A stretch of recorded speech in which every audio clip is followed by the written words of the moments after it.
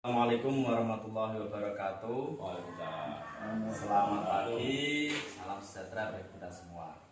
Perkenalkan, saya Misbahul Munir, calon guru penggerak angkatan 7 Kabupaten Bojonegoro. Di sini saya memenuhi tugas dari demonstrasi kontekstual pada modul 3.1 tentang pengambilan keputusan yang pertama.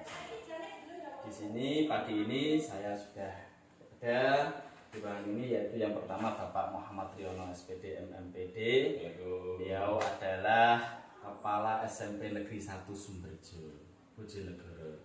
Dan yang kedua ini ada Ibu Yeni Indrastuti MPD. Beliau adalah Kepala SMP Negeri 3 Sumberjo. Langsung saja, gimana kabarnya Pak Rio dan Bu Yeni? Sehat ya? Alhamdulillah. Alhamdulillah kita masih diberikan kesehatan di bulan suci Ramadan ini. Ini Bapak, saya mau belajar berbagi hal-hal yang baik tentang kepemimpinan, yaitu tentang pengambilan keputusan. Bapak Rio, berapa tahun Pak menjadi kepala SMP Sumberjo? Oh ya. Terima kasih sebelumnya. Assalamualaikum warahmatullahi wabarakatuh. Terima kasih. Juga semoga sehat selalu. Sehat saja. Kalau memimpin di sekolah yang baru ini SMP Negeri 1 Sumberjo ini baru sekitar kurang dari 4 tahun. Tapi secara keseluruhan dari kepala sekolah sudah 12 tahun. Pengalaman yang luar biasa. Pindah-pindah dari sekolah satu sekolah yang lain sehingga sampai SMP Sumberjo adalah sekolah yang kelima. Ini Pak, ketika menjadi seorang pemimpin, ada kan kita harus mengambil keputusan ya. Nah, keputusan-keputusan itu terkadang itu menjadi dilema antara mana sama-sama benar. Ini bagaimana kita mengambil keputusan antara rujukan dilema etika atau kebutuhan moral ini kan, dan itu bagaimana menurut Bapak untuk mengambil keputusan? Terima kasih Mas Nur. Jadi memang di suatu sekolah itu tidak lepas adanya permasalahan atau kasus ya. Bilang kasus atau permasalahan tidak lepas dari adanya satu kasus, dan kasus antar sekolah tentu beda-beda. Semakin besar sekolahnya mungkin semakin besar juga kasus atau permasalahan. Tentu untuk menangani itu ya kita lakukan yang pertama adalah identifikasi untuk supaya nanti bisa memberikan solusi yang tepat. Dan setiap kasus itu tentu membutuhkan solusi dan tentu ada solusinya. Nah, tentu ada solusinya. Nah, karena itu supaya tepat memberikan solusi tentu diawali dari mengidentifikasi apa permasalahannya, apa masalahnya, apa dampaknya, siapa yang terlibat, termasuk diantaranya apakah tergolong di rujukan moral atau temukan dulu itu. Jadi menurut Pak Leo, keputusan itu memang harus diambil kan gitu ya. Walaupun itu mana kita identifikasi mana yang dilema etika atau rujukan moral, tapi kan keputusan itu memang tetap harus ada. Bu Yeni, bagaimana dalam pengambilan keputusan di sekolah Ibu selama ini? Terima kasih. Seperti yang sudah dijelaskan oleh Bapak Rio, memang kita sebagai pimpinan sekolah ya harus mengambil keputusan suka atau tidak, karena itu akan berjalan untuk kelangsungan sekolah kita. Jangan sampai kita tidak mengambil keputusan seberat apapun. Oke, saya setuju dengan pendapat Pak Rio tadi. Memang kita pertama kali mengidentifikasi kasus nih, mulai dari apa permasalahannya, kemudian bagaimana kita memecahkan masalahnya sampai kita mengambil keputusan. Nah, di sini meskipun sekolah kecil juga sangat banyak kasusnya Pak, kita mau bergerak itu sangat kalau istilahnya redet gitu ya, dalam tanda petik redet itu ya tidak lancar, karena satu, kita terkendala ini dana yang tidak mencukupi, karena memang kita butuh peningkatan kualitas sekolah, namun karena kita memperoleh dana dari pemerintah bos hanya sedikit disebabkan oleh jumlah murid yang sangat sedikit. Sekolah kami itu yang nomor 1 dari bawah paling sedikitnya. sekolah negeri yang paling nomor 1 dari bawah paling sedikit jumlah muridnya. Nah itu.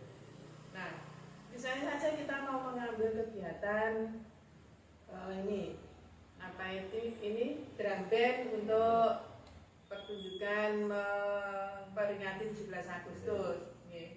Itu kasusnya ya satu, kita memang bisa menampilkan drum band itu ya, cuman untuk melatih yang secara maksimal untuk pelatihnya itu ya kita tidak bisa. Kita hanya mengambil atau memanfaatkan orang-orang sekolah di dalam sekolah itu sendiri. Jadi mau mengambil ahlinya sendiri tidak bisa, karena satu tadi memang untuk kegiatan itu perlu tambahan dana. Jadi ada solusinya. Iya, solusinya kita ambil guru yang dalam tanda petik juga mampu untuk melatih drum band itu. Dan alhamdulillah ada guru satu sini yang bisa mengajar anak-anak drum band. Alhamdulillah sudah bisa kita tampilkan drum bandnya. Yang kedua, karena kita ya tadi guys masih minim, anak-anak itu tampilnya ya dengan apa ya, dengan busana atau seragam drum band yang ala kadarnya. Kita buat ya dari jari sendiri yang kita variasi untuk mayoritasnya.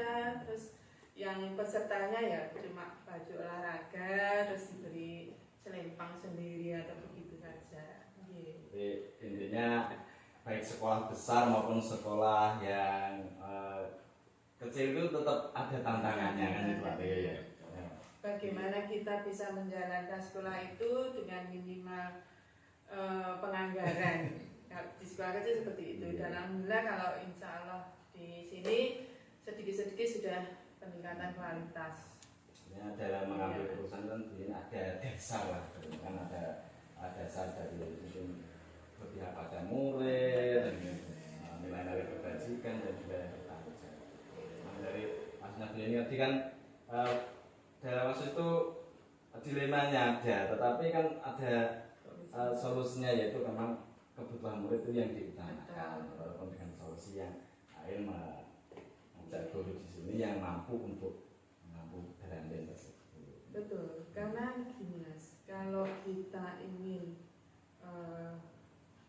apa ya, bukan menarik apa ya, istilahnya meminta bantuan dana dari orang tua untuk kegiatan tersebut, karena takutnya nanti untuk mencari murid kita sangat kesulitan. Nah, namun orang tua tetap kita undang dan kita sosialisasi ada kegiatan drum band tadi. Nah, ini bagaimana solusinya Bapak Ibu putra putrinya kita ajak untuk ikut drum band. Alhamdulillah kita sosialisasi ke orang tua, mereka ya setuju. Cuma untuk partisipasi keikutsertaan menyumbangnya itu ya otomatis hanya untuk kegiatan misalnya ya latihannya disumbang, konsumsi minumnya gitu aja. Ketika tampil ya gitu, diberi konsumsi sama minum saja, tidak yang terlalu wah gitu enggak. Karena kita juga mengantisipasi nanti kalau banyak anggaran yang kita minta dari orang tua, takutnya tidak dapat. Luar biasa perjuangannya di sekolah ini. Nah, tadi kan beliau menyampaikan ada kendala-kendala dan juga keputusan harus diambil itu dari sekolah. Bagaimana kalau menurut Pak Rio di sekolah yang notabene kan jalan raya, sekolah yang besar dengan kapasitas murid yang luas itu tantangan untuk pengambilan keputusan dilema-dilema tersebut bagaimana? Iya, Mas. Jadi setelah kita identifikasi baik itu tentang akar permasalahan sebagainya, termasuk fokus yang kita bicara kali ini adalah dilema etika dan bujukan moral. Setelah menemukan ini termasuk ternyata bujukan moral. Kalau bujukan moral kan jelas, karena yang satu salah satu benar. Kata-kata misalnya ada teman yang usul, Pak ini bos saya, ayo Pak kita buka bersama. Nah, itu kan jelas.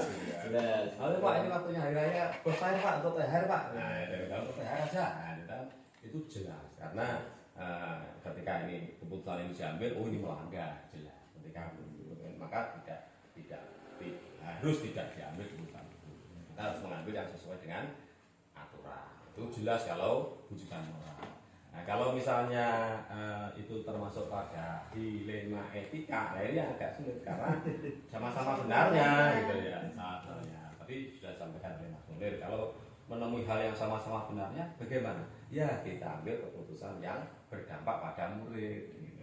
Yang berdampak untuk kepentingan terbaik berpihak pada murid. Jadi misalnya kemarin itu ada kita mau mengadakan pameran panen P5.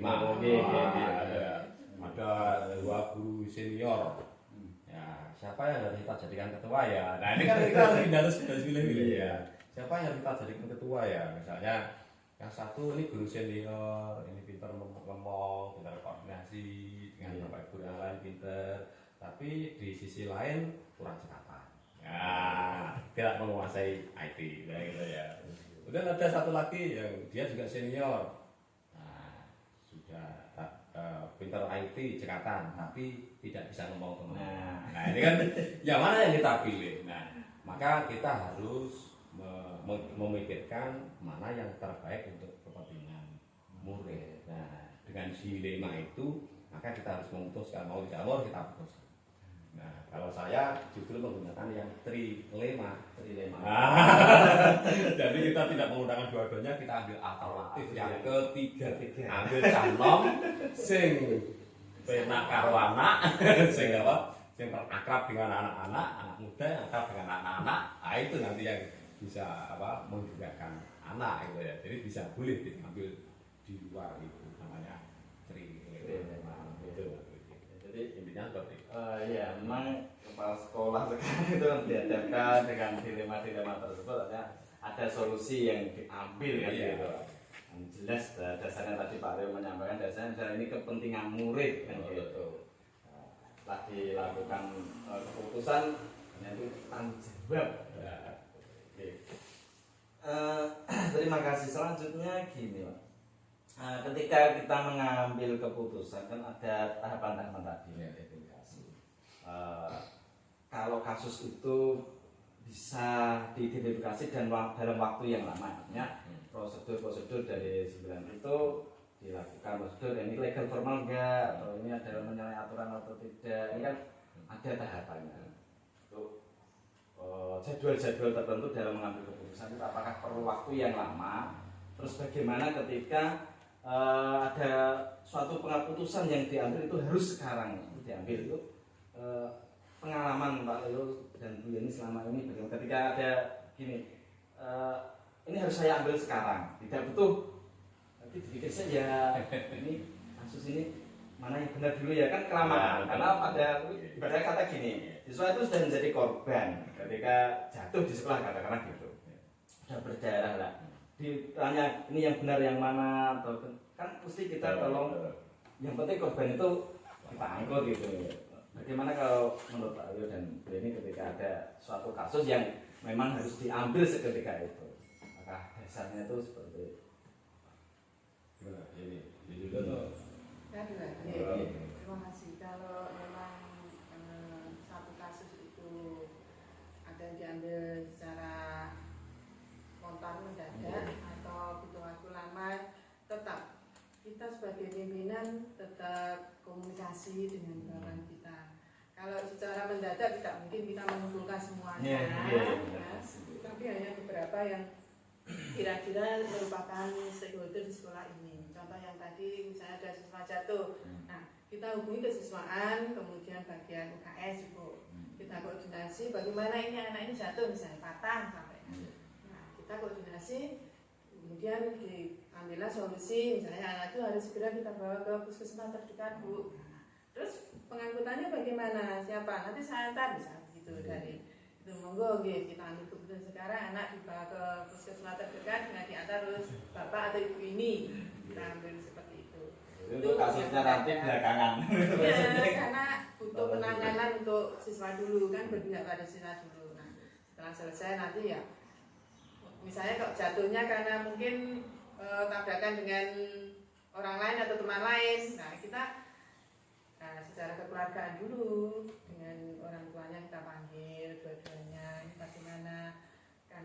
sama-sama murid kita misalnya kan, karena mungkin kurang waspada atau bagaimana, yang satunya jatuh, ya dua-duanya jatuh sih, jatuhnya yang agak parah. Nah, kita komunikasi dengan orang tuanya itu tetap supaya nanti tidak terjadi jalur hukum yang ditempuh oleh kedua belah pihak. Kita antisipasi dengan cara kekeluargaan. Itu kalau menurut saya.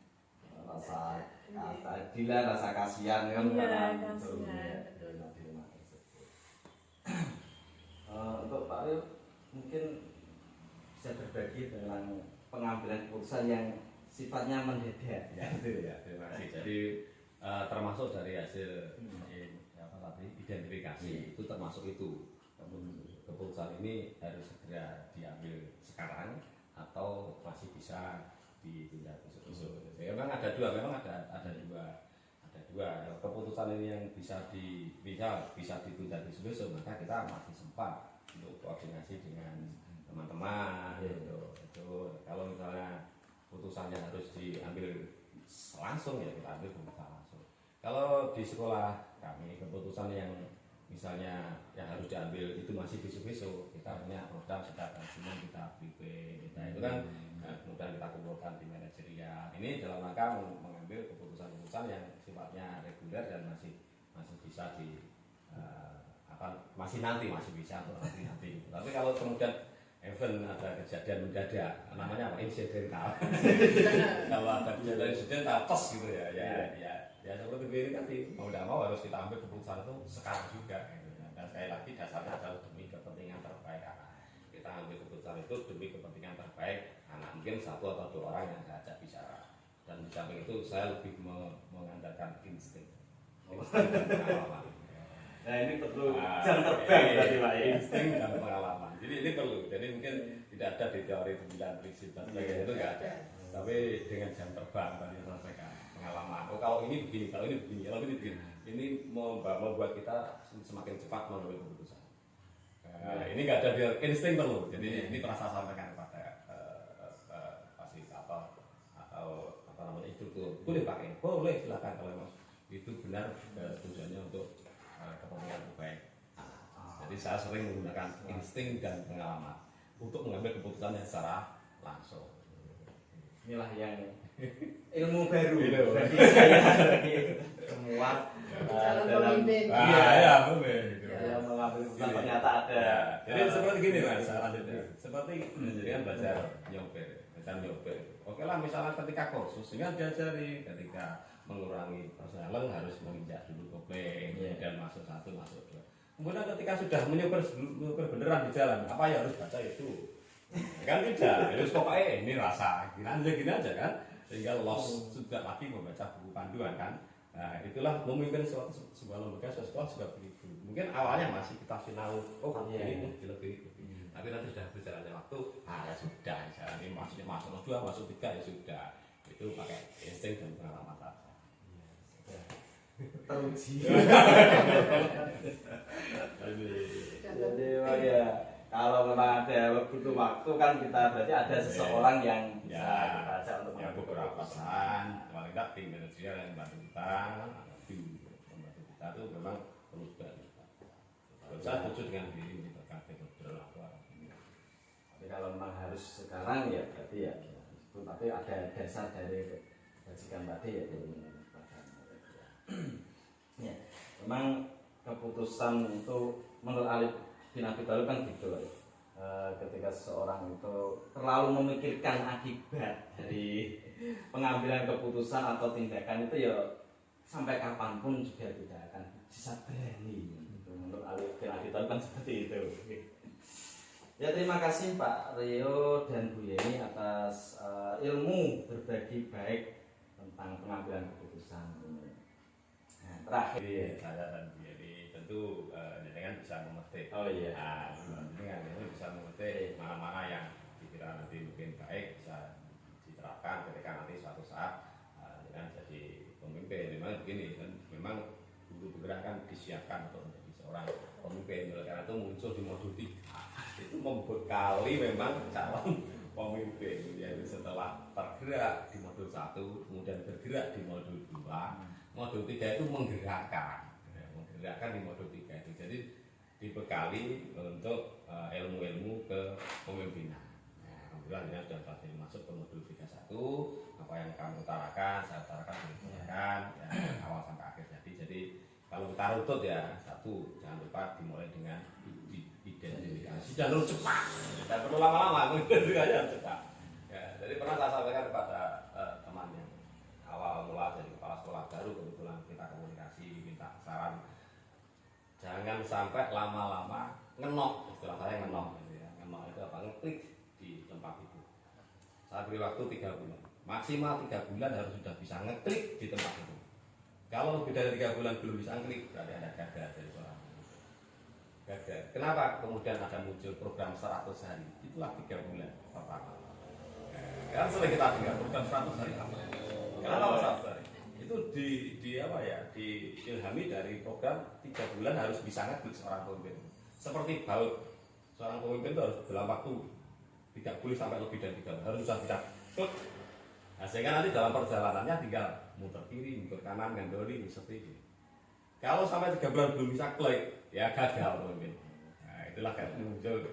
Nah, nanti, ini identifikasi harus cepat. Belajar membaca situasi, membaca lingkungan, itu harus cepat. Nah, setelah identifikasi selesai dengan cara membaca tadi itu, barulah nanti kita dalam perjalanan tinggal ngendoli seperti itu. Nah, itu ya. Jadi iramanya di situ nanti. Oh, ini perlu dikencengin, set, best gitu. Oh, sekarang kamu dikencengin. Jadi kalau sudah klik. Itu ya. Jadi ini pengambilan keputusan harus, karena di setiap sekolah pasti ada masalah. Pasti ada masalah, kecil maupun besar ada masalah. Dan masalah itu pasti kita bisa selesaikan. Karena masalah yang datang pada kita, tentu kita diberi dulu dengan kemampuan. Jadi Allah mendatangkan masalah kepada kita itu setelah kita diberi kemampuan, sehingga sebesar apapun masalah yang datang kepada kita masih besar kemampuan yang kita miliki, sehingga tidak ada masalah yang tidak terselesaikan. Itu Mas Ibu. Terima kasih. Kata-kata terakhir nih begini. Kata-kata terakhir atau kalimat terakhir hari ini sebagai seorang pemimpin kita tidak boleh takut dalam mengambil keputusan. Seberat apapun kasus yang harus kita ambil keputusannya. Karena memang kita sudah ditakdirkan terjun untuk pemimpin. Nah, untuk menjadi pemimpin. Nah, kalau kita sebagai pemimpin sudah takut sebelum melangkah, ya apa jadinya sekolah kita ya. Itu kalimat terakhir, jangan takut mengambil keputusan seberat apapun masalah yang kita hadapi. Sebenarnya kasus ini hanya sebagian kecil dari yang kita hadapi selama saya di sini 20 bulan itu ya sudah banyak kasus, tidak hanya pada murid, ya pada guru, pada atas, dan masyarakat, semuanya banyak. Iya, banyak yang harus memang kepala sekolah berbebannya ya juga. Terima kasih Pak Levi ini atas ilmu yang diberikan yang juga baik. Memang dalam pengambilan keputusan kita sudah tadi mendengar dari Pak Rio yang sekolah SMP Negeri 1 Sumberjo yang muridnya luar biasa dan kasusnya berbeda-beda dengan Bu Yeni yang tadi di SMP Negeri 3. Memang dua sekolah yang dihadapi pun juga ya berbeda-beda kompleksnya kasus-kasusnya itu. Tapi kembali lagi yang disampaikan tadi Pak Rio juga banyak kita belajar dari Pak Rio dan Bu Yeni tadi. Memang semua keputusan, pengambilan keputusan itu pasti harus ada solusinya dan harus diambil keputusan itu. Nah, memang kita manusia ditakdirkan di dunia adalah sebagai seorang pemimpin. Ya, pemimpin. Cukup sekian ini demonstrasi kontekstual terkait dengan pengambilan keputusan dengan satu. Kurang lebihnya mohon maaf. Saya akhiri. Assalamualaikum warahmatullahi wabarakatuh. Waalaikumsalam warahmatullahi wabarakatuh. Terima kasih.